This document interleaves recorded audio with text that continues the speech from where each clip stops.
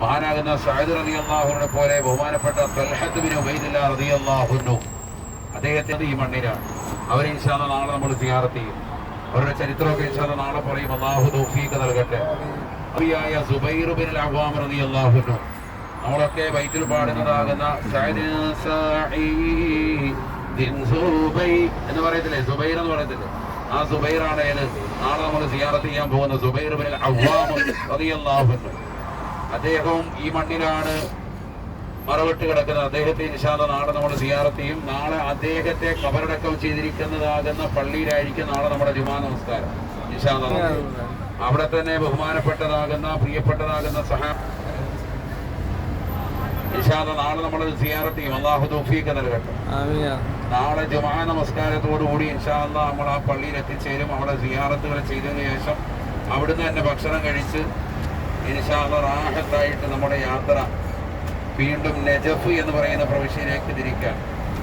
മഹാനാകുന്ന അലി റളിയല്ലാഹു അൻഹുവിനെ കാണുവാൻ അദ്ദേഹത്തിന്റെ ഖബർ സിയാറത്ത് ചെയ്യുവാൻ നാളെ ഇൻഷാ അല്ലാഹ് നാളെ അങ്ങോട്ടേക്ക് യാത്ര തിരിക്കും. നജഫ്, അവിടെയാണ് അലി റളിയല്ലാഹുവിന്റെ വീടുള്ളത്. അവിടെയാണ് അലി റളിയല്ലാഹുവിന്റെ വലിയ പള്ളിയുള്ളത്.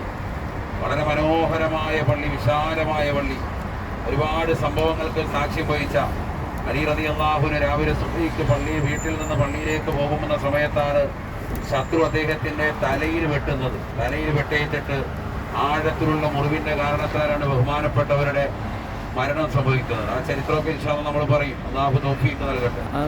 അപ്പൊ അലി റളിയല്ലാഹുവിനെ കാണുവാനും അവരെ സിയാറത്ത് ചെയ്യാനും ഒക്കെ കൂഫയിലേക്കൊക്കെ ഇൻഷാ അല്ലാഹ് നമ്മൾ യാത്ര തിരിക്കും. അതിനുശേഷം ഇൻഷാ അല്ലാഹ് കർബലയിൽ, അതിനുശേഷം ഇൻഷാ അല്ലാഹ് അടുത്ത ദിവസം തന്നെ നമ്മൾ കർബലയിലേക്ക് യാത്ര തിരിക്കും. നമ്മുടെ അവസാനത്തെ ദിവസം അവിടെയാണ്. അല്ലാഹു തൗഫീഖ് നൽകട്ടെ. നാളെയും മറ്റന്നാളും ഇൻഷാ അല്ലാഹ് ഒരു സ്ഥലത്ത് തന്നെയാണ് നമ്മുടെ താമസം, നജഫിൽ. നമ്മൾ ബസറയിൽ നിന്ന് ഇന്നത് കഴിഞ്ഞിട്ട് നാളെ നമ്മൾ ഈ രാവിലത്തെ സിയാറത്തും അതുപോലെ തന്നെ ജുമായ്ക്കും വേണ്ടിയിട്ടാണ് നമ്മളിവിടെ തങ്ങുന്നത്. കാരണം അങ്ങോട്ടേക്ക് പോയാൽ നജഫ്, മറ്റ് കർബലയിലേക്ക് പോയാൽ ഷിയാക്കളുടെ അതിപ്രസരാണ്. നമ്മുടെ ജുമാ ഒന്നും ശരിയാവൂല. അവരുടെ നിസ്കാര രീതിയും കോലമൊക്കെ വേറെ കോലത്തിലാണ്. അതുകൊണ്ട് തന്നെ അവരുമായി നമസ്കാരം കറക്റ്റ് ആകാത്തതുകൊണ്ടാണ് ജുമാ ഇൻഷാ അല്ലാഹ് നാളെ ഇവിടെ കറക്റ്റ് ചെയ്തതിനു ശേഷം നമ്മുടെ ജുമാ നമസ്കാരം അനന്തരം നജഫിലേക്ക് ഇൻഷാ അല്ലാഹ് യാത്ര തിരിക്കും. നജഫിലേക്കും ഈ പറഞ്ഞ പോലെ യാത്രയുണ്ട്. 4-5 മണിക്കൂർ യാത്രയുള്ളതാണ്. അതുകൊണ്ട് തന്നെ ജുമാ കഴിഞ്ഞ് ഉടനെ പോയാൽ, ഭക്ഷണം കഴിച്ചിട്ട് പോയാൽ ഇൻഷാ അല്ലാഹ് അവിടെ എത്തിച്ചേരാം. അല്ലാഹു തൗഫീഖ് തരട്ടെ. അപ്പോൾ ഇൻഷാ അല്ലാഹ് മറ്റന്നാൾ 2 ദിവസം, നാളെയും മറ്റന്നാൾ നമ്മൾ നജഫിൽ താമസിക്കും.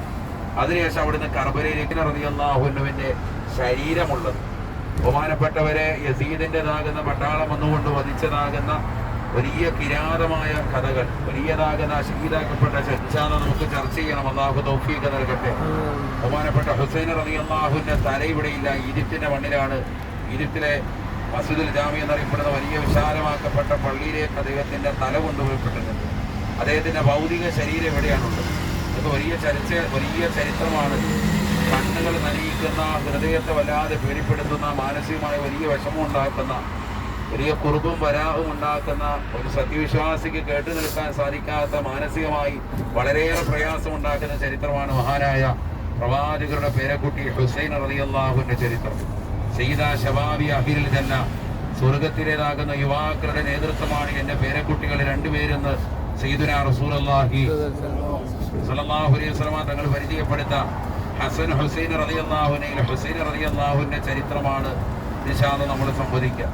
ബഹുമാനപ്പെട്ടവരുടെ ഭൗതിക ശരീരം അടക്കം ചെയ്യപ്പെട്ടിരിക്കുന്ന ആ പരിശുദ്ധമായ കർബല മണ്ണിൽ ഇൻഷാ അല്ലാഹ് നമ്മൾ പോകും. അവിടെ സിയാറത്ത് ചെയ്യും. ഇൻഷാ അല്ലാഹ് അത് കഴിഞ്ഞതിന് ശേഷം പിറ്റേ ദിവസമാണ് നമ്മുടെ നാട്ടിലേക്കുള്ള തിരിച്ചുള്ള യാത്ര. ഇൻഷാ അല്ലാഹ് എല്ലാ യാത്രകളും അല്ലാഹു ഭംഗിയാക്കുമാറാവട്ടെ.